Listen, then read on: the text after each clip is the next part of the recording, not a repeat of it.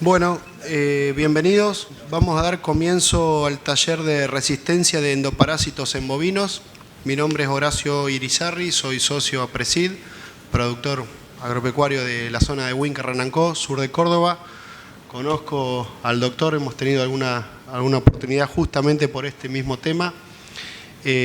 Bueno, les pido, el doctor va a hacer una breve presentación de 20 minutos y después vamos a dar tiempo a hacer unas preguntas. Lo único que les pedimos es que pidan la palabra, les acercamos el micrófono, así podemos escuchar todos bien la pregunta y bueno, el doctor va a contestar. Nada más, adelante. Muchas gracias por estar acá. Bueno, gracias Horacio.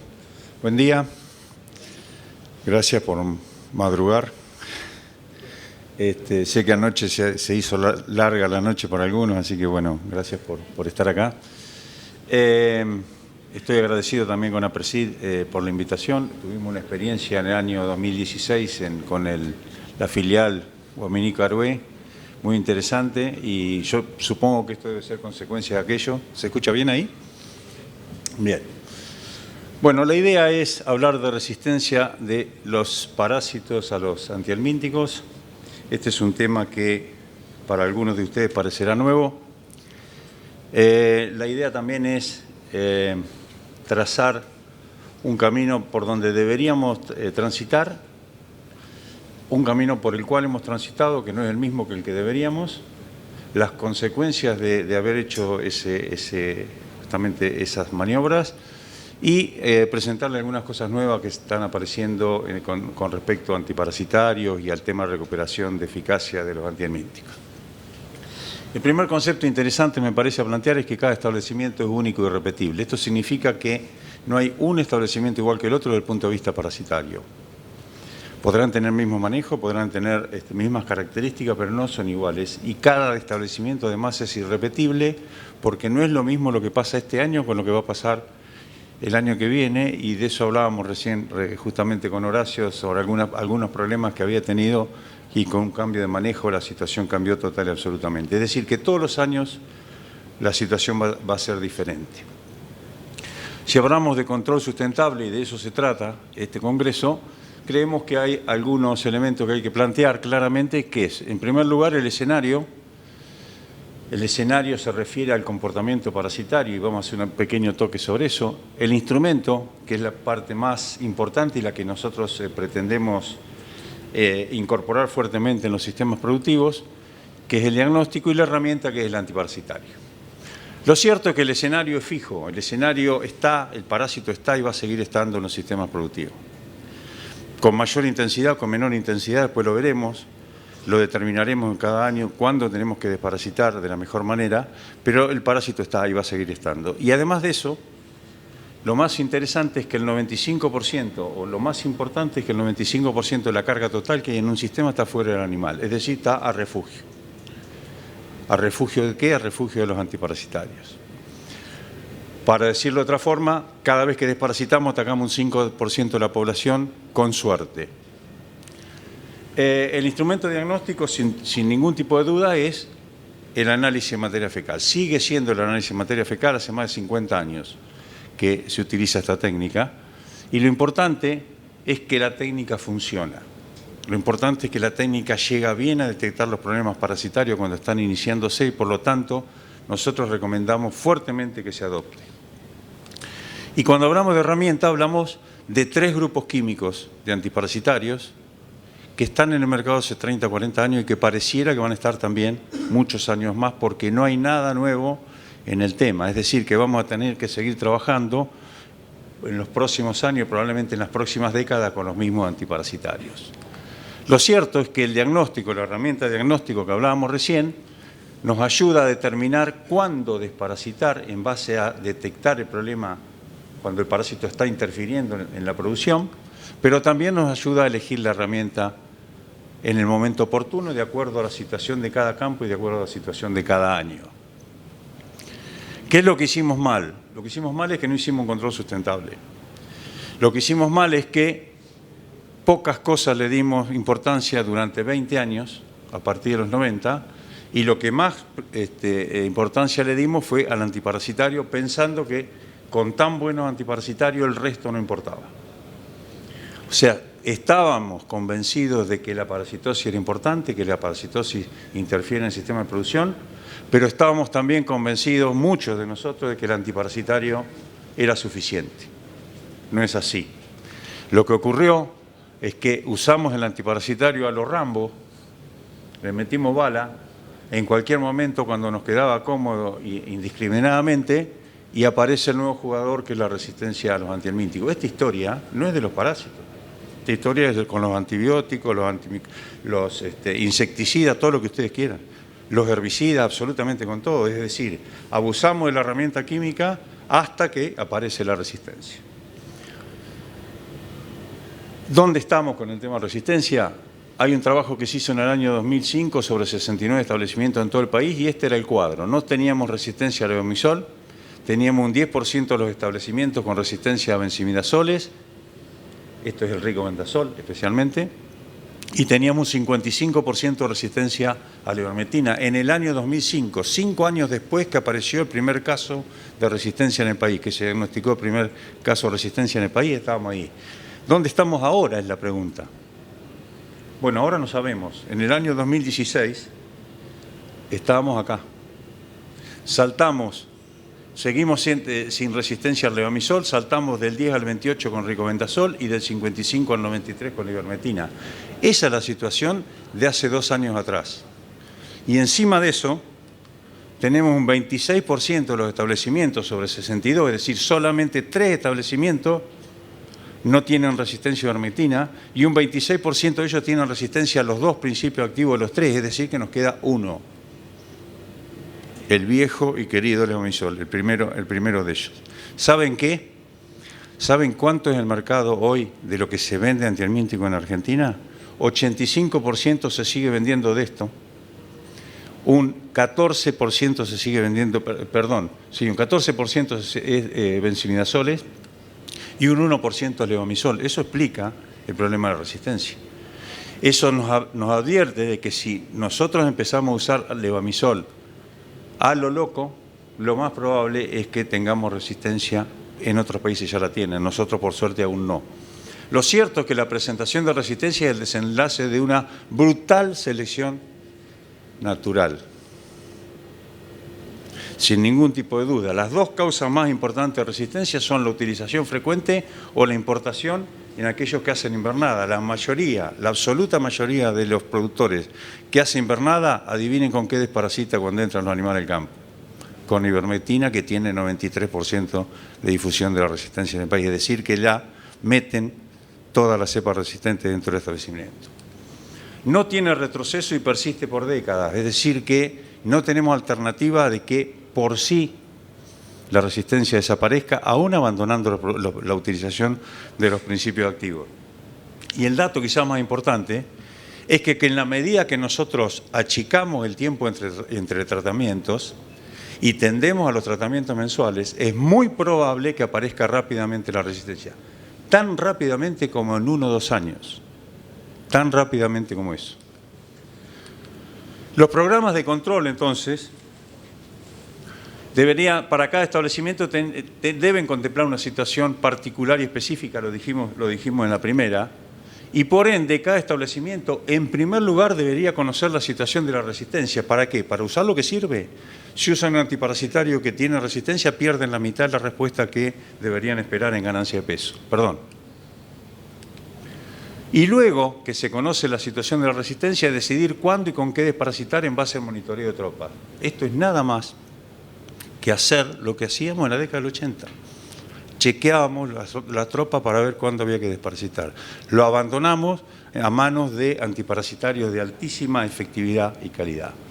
Entonces, cada establecimiento puede, en base al instrumento diagnóstico, saber cuándo desparasitar, con qué desparasitar, pero además puede saber cuándo tiene resistencia. Simplemente haciendo HPG, que es lo que venimos haciendo o deberíamos venir haciendo hace 40 años.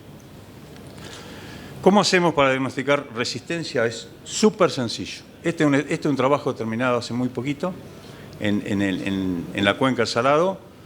donde lo que se hace es usar los 3 principios activos que hablábamos recién y hacer solamente 2 muestreos. El primer día se desparasitan los animales y se saca bosta, se vuelve a los 15 días, se vuelve a sacar bosta y se establece el porcentaje de reducción. Ya lo ven, lo que está en rojo.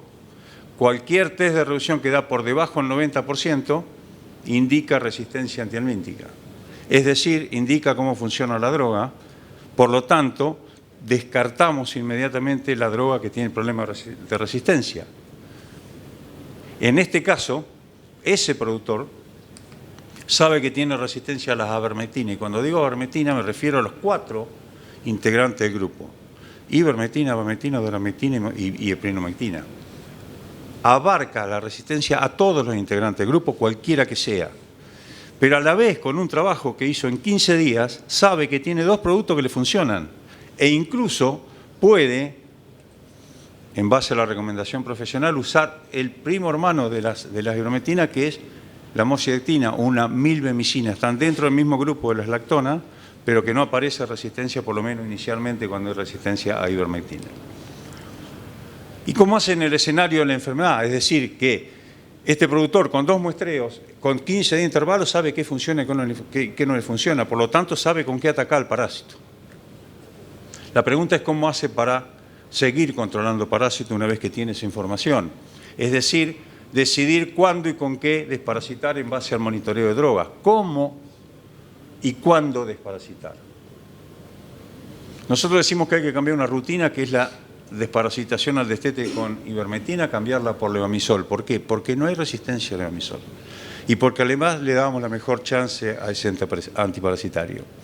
Y el tratamiento de fin de año de noviembre, segunda quincena de noviembre, de Córdoba hacia el sur, en la zona más fría, se hace también con una lactona, con una ivermectina. ¿Por qué? Porque la ostertagia, que es el parásito, un tipo de parásito, que actúa en ese momento, no presenta resistencia a la ivermectina, entonces le encontramos un nicho donde utilizar ese antiparasitario. ¿Y qué hacemos en el medio? En el medio hacemos monitoreo de rodeos. Es decir, que desparasitamos con levamisol, volvemos a los 45-60 días, sacamos una muestra y en base a eso decidimos si desparasitar o no desparasitar.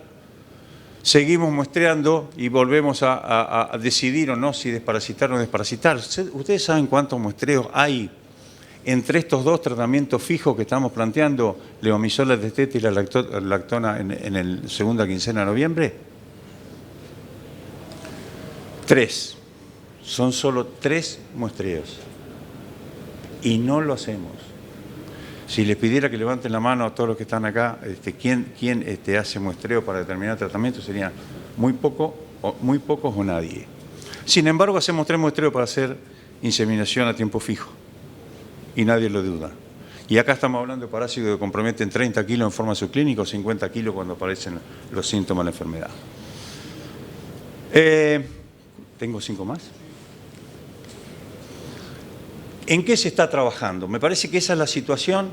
O sea, planteamos cuál es la situación de resistencia, planteamos cómo manejar la resistencia y cómo manejar la parasitosis a campo. Lo que me parece interesante, o nos parecía interesante, era plantear en qué se está trabajando. Y acá hay, ¿a qué apunta la industria farmacéutica? Apunta a la asociación de drogas. ¿Qué significa esto, asociar drogas? Significa tratar de justamente zafar del problema que tenemos, no es propio tampoco de veterinaria, y durante mucho tiempo hemos en veterinaria asociado droga, pero con otro sentido, con el sentido de complementar la acción antiparasitaria. Por ejemplo, ivermectina más closantel, es una formulación que apunta a un parásito del hígado, el SAWP, y a los nematodos gastrointestinales juntos en situaciones donde puede darse esto. La industria hoy apunta acá, apunta a solucionar el problema de la resistencia. Si nosotros tenemos resistencia a la ivermectina y no tenemos resistencia al levamisol, a mí me parece interesante, a mucha gente le parece interesante poder asociar los productos y complementar la falla que tiene con o asociar ricobendazol y ivermectina o estos otros 2. Buscar una alternativa que complemente el problema de la resistencia. ¿Saben cuál es el problema? Rambo. Si la manejamos igual que venimos manejando el antiparasitario hasta ahora, estamos liquidados. no estamos liquidados, vamos a estar peor, porque vamos a terminar generando resistencia al único principio activo. Entonces, ¿el mensaje cuál es? Está bueno asociar droga. A mí me parece, por ejemplo, que esta asociación es fantástica para los feedlot, cuando los animales entran al feedlot. Porque la mayoría de los animales de compra para el feedlot van a traer problemas de resistencia, pero en el feedlot tenemos que controlar sarna, especialmente sarna y piojo, y necesitamos de este principio activo. Entonces, ahí hay un nicho muy especial para este tipo de asociaciones. También al campo, que podrá decidir el veterinario. ¿En qué se está trabajando experimentalmente?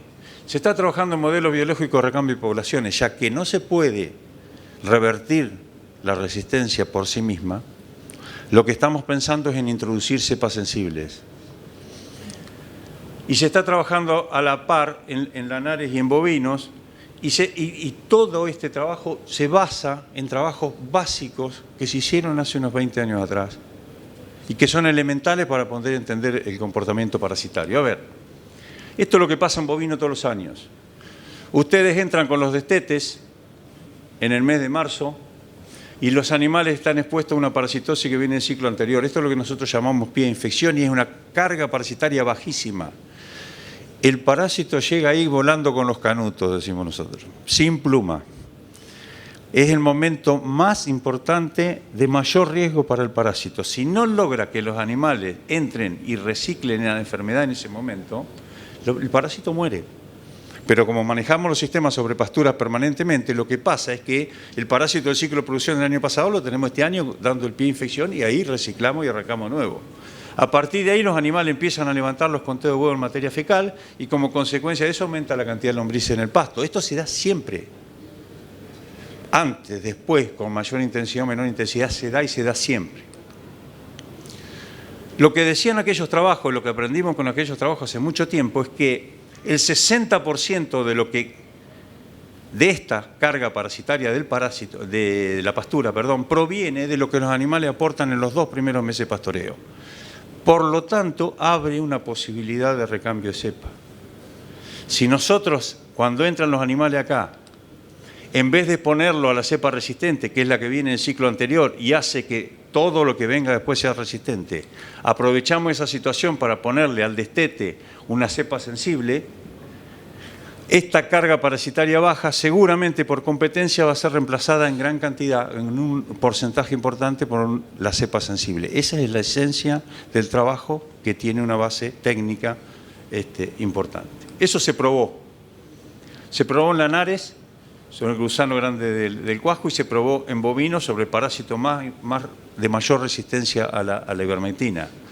En los lanares se hizo todo un año de disminución de la carga parasitaria de la pastura previo a infectar los animales con la cepa sensible al destete, y en los bovinos no se hizo nada de eso, simplemente los animales se desparasitaban pre-destete y se les metía un mes antes de que entraran al potrero parásito sensible, les metíamos por boca. Los resultados son espectaculares, especialmente en lanares. En un solo año y con una sola infección experimental se saltó del 0% de eficacia a un 98%. Y espectacular. ¿Por qué? Porque es un parásito fácilmente manejable, porque un parásito está muy sometido a la condición ambiental. No nos fue tan bien con los bovinos y saltamos un 54, un 76 en un primer año, en un segundo año saltamos al 87. Pero abre la posibilidad, o por lo menos abre una lucecita, a recuperar la eficacia de los antiparasitarios. A nosotros nos parece sumamente importante estos trabajos y de hecho estamos trabajando ya a nivel de campo con esto, donde la idea es un poquito la mezcla de las dos cosas. Lo que estamos haciendo, y el mes que viene vamos a ver el éxito o el fracaso del sistema, pues terminamos la prueba el mes que viene, es poner durante el verano terneros que porten la cepa sensible y vayan pastoreando en el verano una baja dotación de animales, de manera que ese pie de infección que viene resistente lo vayamos reemplazando por los huevos que van a ir aportando esos animales durante el verano. Y de esa forma, cuando los destetes entran en el mes de marzo, esta curva de disponibilidad de parásitos en la pastura va a estar desplazada hacia acá y van a encontrar una población bastante más importante que la que encuentran normalmente. Y podrán reciclar y por competencia probablemente puedan reemplazar la cepa resistente de la cepa sensible. O sea, nos parece sumamente interesante como alternativa. Eso, en 1 o 2 meses vamos a tener novedades. A modo de cierre, tengo una noticia buena y una mala. ¿Cuál quieren primero? Siempre la mala. La mala es que probablemente la mayoría de los establecimientos tengan problemas en diferente grado de desarrollo. Esa es otra historia también. Si lo agarramos en el desarrollo inicial, la resistencia, probablemente tengamos chance de usar los principios activos en algún momento. Cada uno deberá establecer su situación particular. La buena es que se conoce el problema y que existen alternativas de rotación de antiparasitarios. No hablé de eso por una cuestión de tiempo, para extender la aparición de resistencia, que deberán aplicarse en un sistema racional y sustentable basado en el seguimiento o el monitoreo de tróficos. Muchas gracias.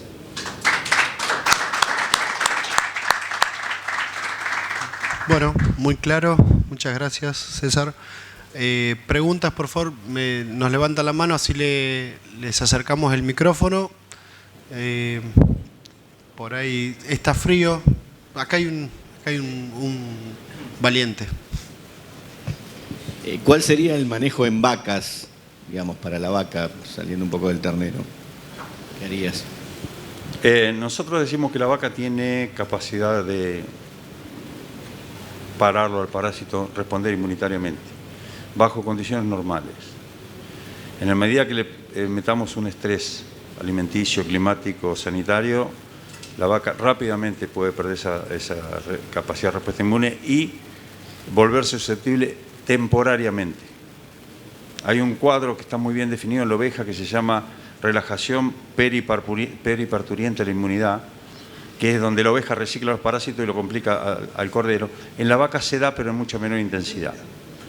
Pero si vos venís con una vaca en invierno, que es cuando la situación parasitaria es más importante, aunque en el sistema de cría es un poco más bajo, con una situación complicada sanitario-nutricional, está perfectamente indicado el tratamiento en la vaca. Si la vaca viene bien, si tenés un servicio estacionado, si estás manejando holgado el campo y venís con una vaca, seguramente no va a ser necesario.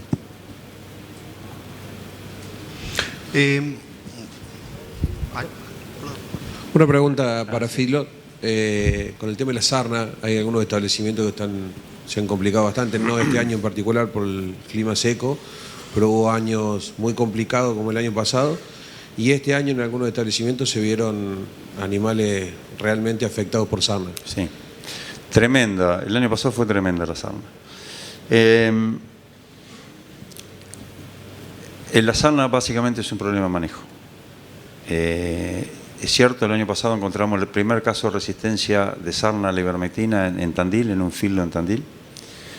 Eso es consecuencia de lo mismo, de la utilización frecuente de tratamientos. Lo cierto es que el problema de la sarna en el filo el año pasado fue inmanejable y abarcó todas las categorías, digamos, no el gordo. Bueno, cuando entra sarna en el gordo, zafarrancho combate dentro del filo. De las cuatro avermectinas que hablábamos recién, hay una que es mejor como antisárnico, como ectoparasiticida, que es la doramectina. O sea, si tuviera que recomendar de las 4 algunas, recomendaría la doramectina por su capacidad, digamos, sobre las otras de controlar ectoparásitos. De hecho, la bichera la controla muy bien este principio activo. Nosotros creemos que la sarna es manejable en el filo siempre y cuando tengas la posibilidad de hacer una especie de cuarentena. El hecho concreto es que vos desparasitás con una lactona y vos tenés 14 días para que haga efecto total. Significa que si en las primeras 2 semanas vos mezclás lotes, es decir, mandás esos lotes que venían con sarna desparasitados, los metés adentro de los corrales donde no había sarna, contagiás. El otro hecho que es importante tener en cuenta es que los principios activos duran 21 días, el efecto antisárnico de esos productos dura 3 semanas, entonces te da un tiempo para manejarla. Esto que acabamos de plantear en la mayoría de los tambos no se hace, no se contempla esta situación, por eso te digo que es un problema de manejo. Nosotros estamos trabajando con un laboratorio en este momento tratando de formular un producto purón. y también es una asociación de drogas. O sea, estamos buscando una formulación. Empezamos la semana pasada un trabajo a campo, viendo cómo se desempeña una asociación de un piretroide con una lactona, de uso purón, porque en esa condición ni el piretroide ni la lactona dejan residuo, que es el otro problema. Vos no podés usar lactona, ivermectina en el gordo porque te aparece después en carne. ¿Cierto? Vos tenés, en el caso de las lactonas, tenés, si no me equivoco, son 45 días de retiro. O por ahí, 35 o 45. Hay un producto que es de uso que se llama Eprinex. Sí. Pero el Eprinex anda contra sarna, pero no la sarna común, que es la nuestra, que es la sarna soróptica. Anda contra sarna chorióptica, pero no anda contra, o por lo menos no está indicado contra sarna soróptica. De hecho, el producto que estamos probando en este momento es la asociación de Eprinex con un piretroide, tratando de buscar que se complementen y tratando de buscar ese efecto de que no haya residuo. El Eprinex no está indicado para la sarna común, la sarna nuestra, que tenemos en el... La otra es la sarna de las patas, que hay en San Martín de los Andes y en algún otro lugar del país, prácticamente no la encontrás. A la otra es crónica, no molesta demasiado, no produce las lesiones importantes que produce la sarna soróptica. O sea que también hay otro producto que es una asociación de ivermectina con un piretroide que se usa purón, abamectina con un piretroide que se usa purón, que es el Exterminator de Rosenbusch, y que lo he visto que lo usan en algunos field.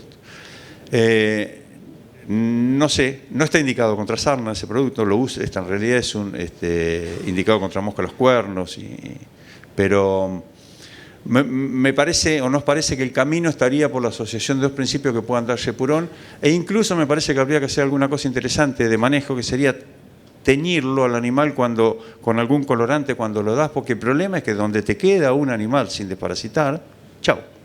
El renco, el que está echado, el que está muerto en el corral, ese es el que te infecta a los animales después. Entonces hay que tener mucho cuidado en el manejo de la sarna para complementar esa acción de las lactonas. Que por otro lado, la dosis que nosotros damos, 1 mililitro cada 50 kilos, está indicada sarna. O sea que el parásito limitante de las lactonas, de la ivermectina, todo el grupo es la sarna. O sea que si nosotros, además de eso, cuando hacemos el trabajo, tenemos reflujo del lugar de inyección, imagínate lo que es desparasitar un animal de 400 kilos, o pisando los 500 kilos tenés que dar 10 centímetros con una aguja así. En muchos casos que trabajan a manga abierta la dan intramuscular no subcutánea. Cuando vos te parás delante de la manga a mirar, ves todos los animales chorreados cuando salen. O sea, estás subdosificando y por lo tanto es esperable que te falle el tratamiento. Ya en la manga. Entonces habría algunas cuestiones de manejo que habría que tener en cuenta, como por ahí, cuando la dosis es muy alta, dividirla en dos. Yo sé que es complicado dentro del field hacer todo este tipo de manejo, pero hay que prestarle muchísima atención al acto de desparasitar y por supuesto, a la lesión de la droga. ¿Ah? Por acá adelante.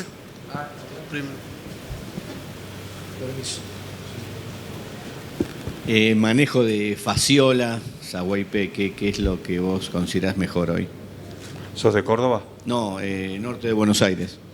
Río Paraná, afluentes del Paraná. Sí.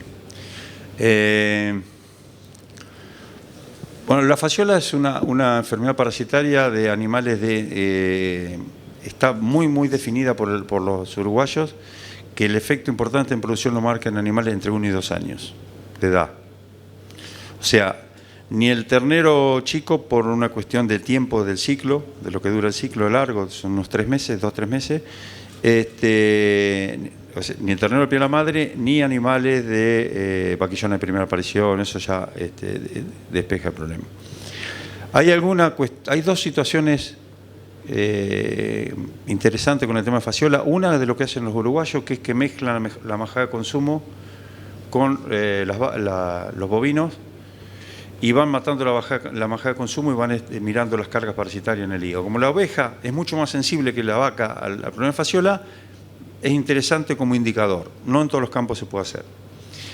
Lo otro es aquello que deciden, tu zona es muy complicada, pero si nos vamos al río Arrecife, por ejemplo, hay algunos campos que resulta mucho más fácil tratar de eliminarla, la fasciola. Y la metodología en ese caso sería meter animales adultos en la zona, en los campos con fasciola, dejarlos 2-3 meses a pastoreo y sacarlos y mandarlos para arriba de la loma. Antes de volver esos animales o cualquier animal que entra ahí, se desparasita y se mete, y el secreto es dejarlos 2 meses o 3 meses ahí y sacarlo, de manera que cuando el parásito en el hígado empieza a poner huevos, esos huevos caen en secano y desaparecen, porque el huevo fasciola tiene que caer en el agua. Entonces, de esa forma va tendiendo al agotamiento de los reservorios. Son las 2 estrategias que hay. Y el otro tema que también hay es resistencia a triclobendazol, en lo que es precordillera especialmente, o en lo que es el centro Patagonia, Sarmiento, esa zona hay mucho problema de resistencia por exceso de tratamiento, el mismo origen que hablaba. Buenas, por acá. Gracias. Consulta práctica. En un rodeo grande de terneros, ponele que sean 200 terneros, ¿cómo recomendar hacer los muestreos para control de HPG? Y una vez que tenés los resultados, ponele que a los 15 días, como decís vos, tenés los resultados, ¿qué valores, no sé, te encontrás con terneros con 100, 200? ¿Qué haces con ese dato, digamos? Bien. Nosotros, independientemente del tamaño del lote, recomendamos tomar 10 muestras a potrero. Es decir, hacer un corte, los arrinconás, los ves bostear, tomás las 10 muestras del centro de la bosta sin que venga tierra. Ese resultado lo podés tener al otro día. Y ahí lo que manejamos no son promedios. Por supuesto que venimos con muestreos mensuales, entonces lo que manejamos es tendencia a aumentar, y manejamos, siempre hay 2 o 3 animales de los 10 que son los primeros que nos muestran, son los más sensibles. Por eso tomamos 10 muestras, porque ahí tenemos bien distribuidos los animales menos sensibles, más sensibles. Entonces, esos 2 o 3 animales con tendencia a aumentar en niveles por encima de 150, 200, 300 huevos, en comparación con el mes anterior, donde ha estado bajo como consecuencia del tratamiento, o lo que sea, muchas veces nos determina el tratamiento. Pero también juega el año. Si vos tenés esa tendencia a aumentar en 2 o 3 animales por encima de 200, digamos, en junio es una historia, y si vos tenés ese mismo animal en el mes de septiembre, octubre, es otra historia.